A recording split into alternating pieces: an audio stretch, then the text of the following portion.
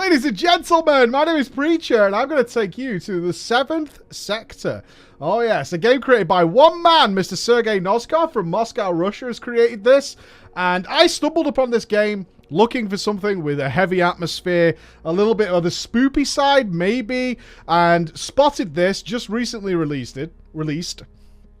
And it gave me instantly vibes of Limbo and Little Nightmares and wonderful gems like that. And it is often the case that you might be looking for a game, looking for a certain type of game, and then stumble across a little gem like we have done right here.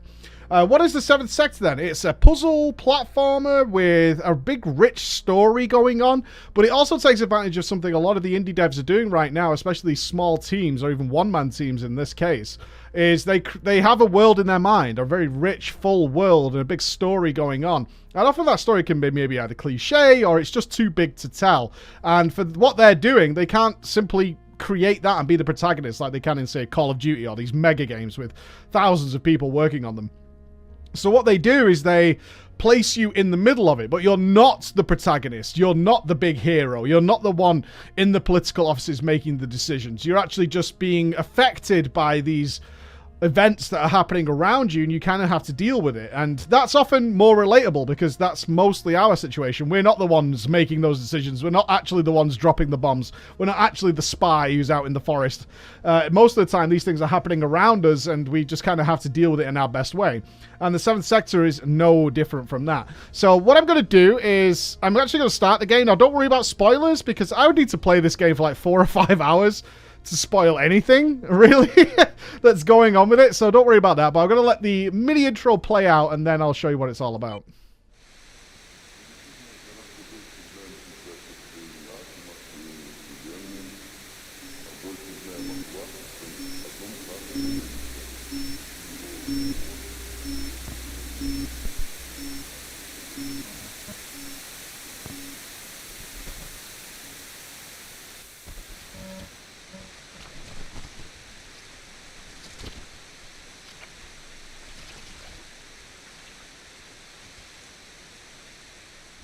And that's it.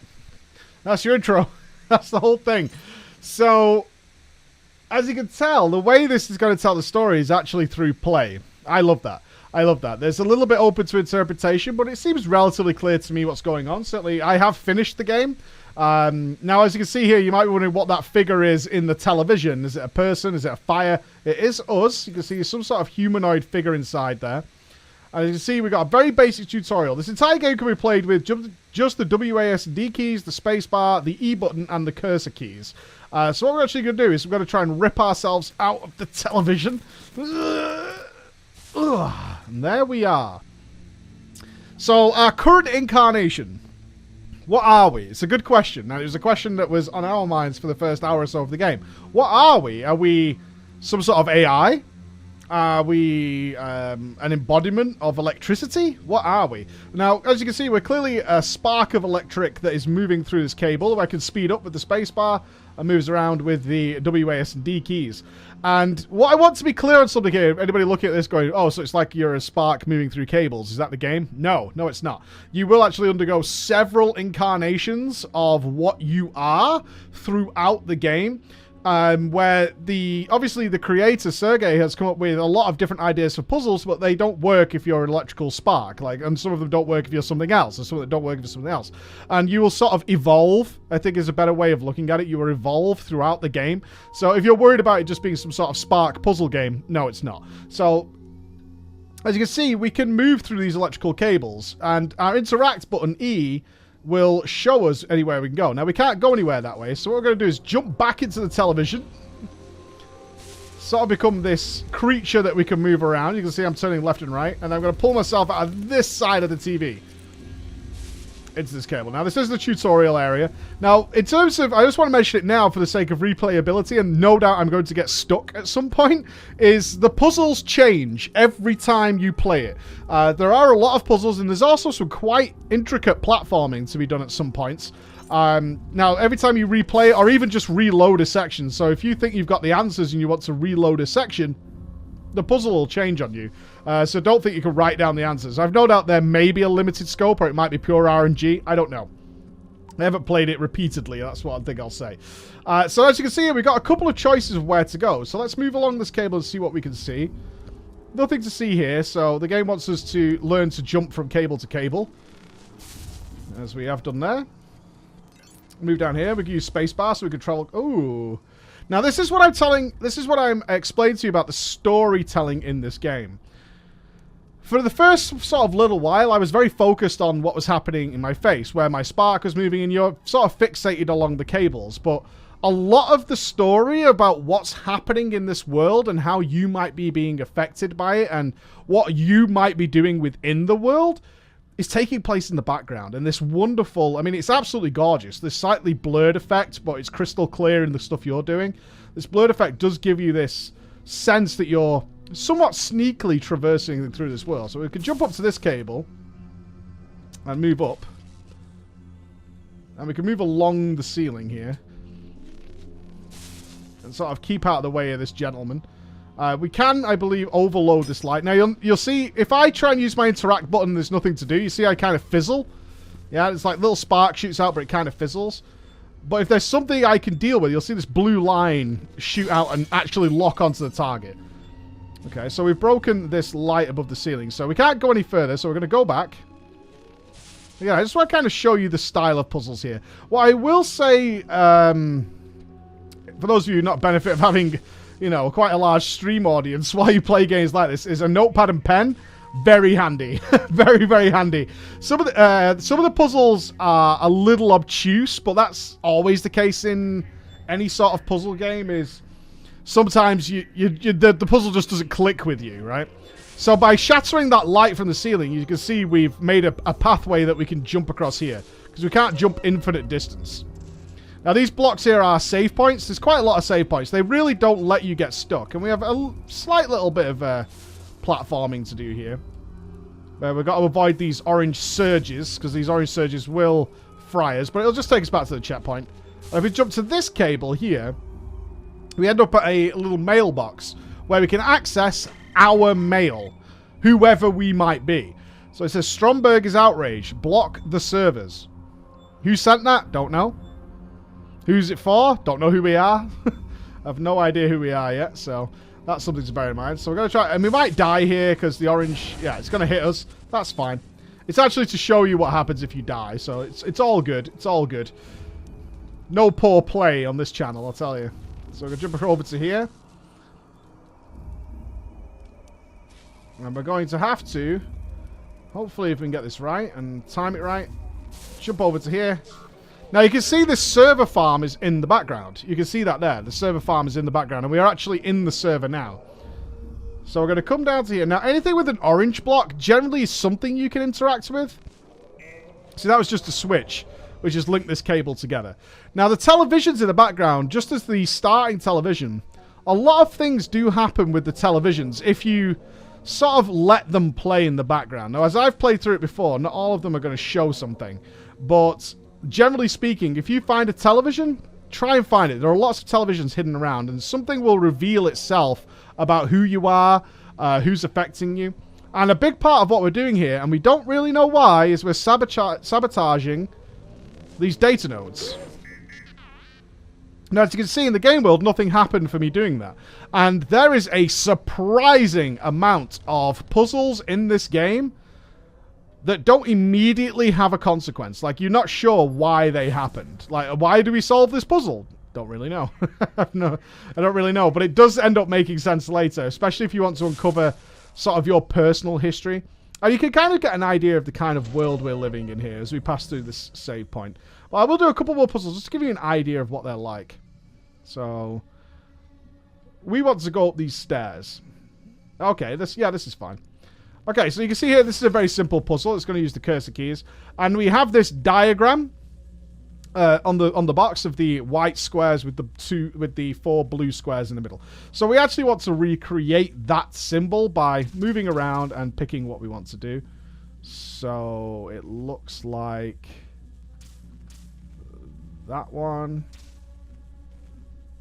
and this one. Yeah. Okay. So we solved that. Now, there are a number of maths puzzles. It's basic. It is basic math, but again, a notepad and pen, really good. Notepad and pen. So now we can activate this. Hopefully, we've created a magnet. Okay. Can't quite reach it. If we drop that, does it just? Yeah, there we go.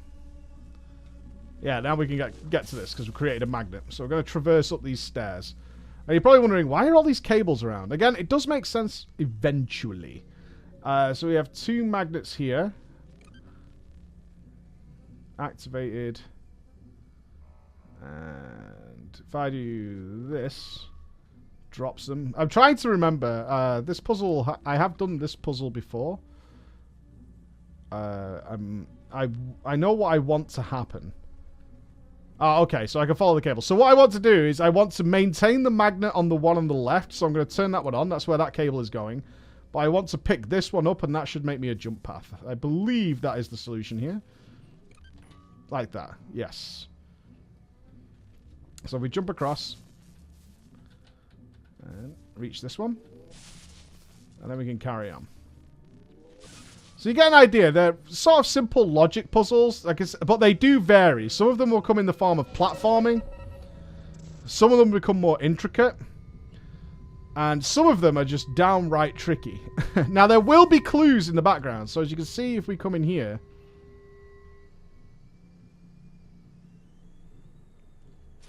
We can see this dead body in here. And we're looking for a code. Right, we're looking for a code in order to enter into there. So we've got a gramophone up here. Let's go and check out the gramophone. You can see on the wall there is a notepad that says 4-track. And we have another mail server here. So let's activate the mail server. From Roz. They are after you. Hide. Who's after me? Why? And this is what you're going to be asking yourself throughout all of it. So it says number 4-track. So let's go into the controls here. Start playing. Let's change the track to 4. Let's turn the volume up. 5, 4, 8, 2,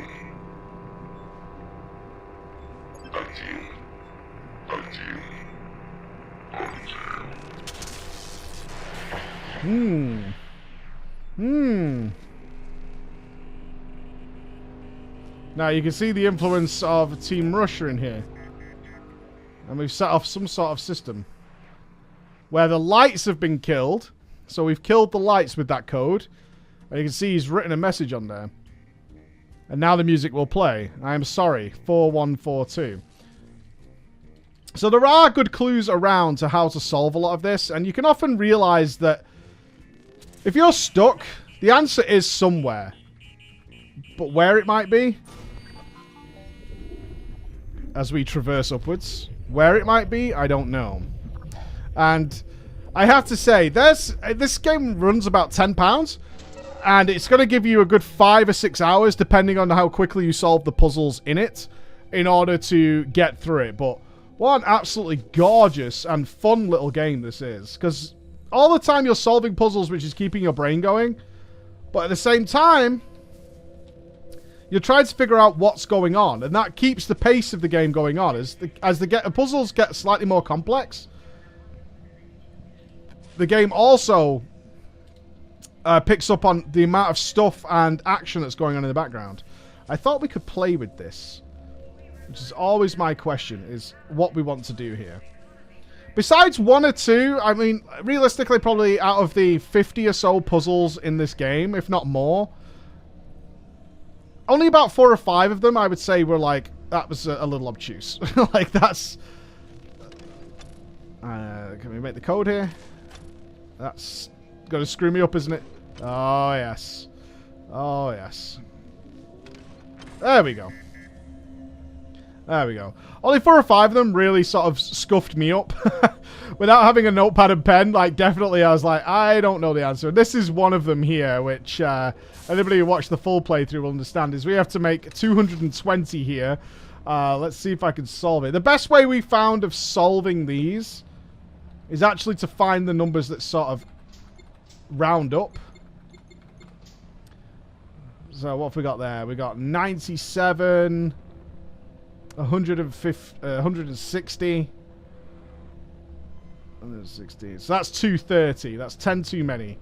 That's 10 too many. We don't want that. So if we could take out the 52 and put the 42, perfect. There we go. Nice and simple. Nice and simple. But there are various math puzzles around like that where you're just trying to... Again, if you have... some of them get a little bit harder because you can't see the numbers and whatnot. Now, I wonder now we've activated that server, if we could go back to that other server that had the high voltage on it. Is that now something we can interact with? Which is often the case. Ah. Ha. I'm doing something. Not sure what. Yeah, it doesn't look like I could do anything with it. There is some form of interaction going on with it, but... yeah, nothing with that one. I was more curious because I don't think on my first playthrough I actually went back to that. So I was curious whether I could do something with it. Now we've activated it. Doesn't look like it though. Okay. Fair enough. But I think you get the idea of what this game's all about. And the detail. Oh, okay. The extraordinary detail. Oh, I'm going too fast, so I'm catching up to the mission before I actually do it. There we go. The amount of detail that's gone into it to make this world seem good while providing these puzzles is just fantastic. It's so good. And this is what really sucks me in, because this dark dystopian world... okay, we've got a barrier here. This dark dystopian world that it presents to you is just... you could feel so much thought has gone into it. So I can jump to here. Change this power charger to ours. And somehow we've got to turn off that barrier. Okay, so here we have to overcharge both these fans. This is... I have done this, and it's relatively tricky. So you've got to get the movement just right between the two fans. So hopefully I can pull it off here. And you generally want to watch the fans for when they get to their hyper speed animation. And then keep them both spinning to overload them.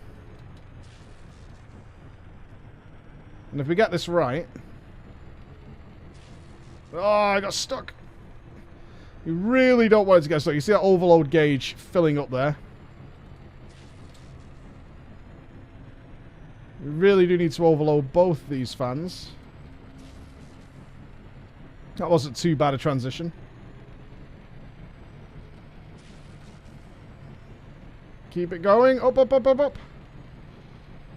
Oh, no! Ah, lost it. This is more down to my own incompetence than anything else. The game actually allows you to move at really high speed should you get the controls right.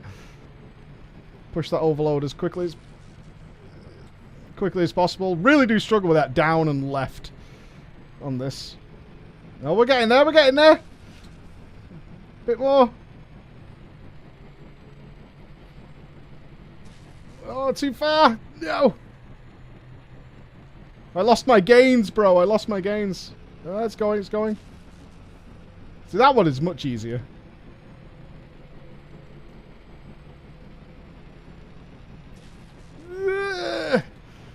That reverse back that way. It is going. It is going.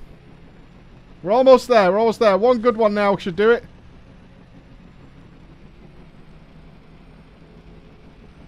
There we go. There we go. There we go. So now, hopefully, we can pass that other area. As you travel through the world, I've got to say, the more and more events that occur with it are super impressive, as well as the boss fights. Yes, you heard that correctly. Boss fights. There are boss fights in the game. So now we have choices of where we want to go. And you can see there's more activity going on in the background here. And hopefully we can get one of these TVs to work. So if we wait for a moment... yes, here we go. You see this flicker effect coming on the screen now. And it will reveal to us some...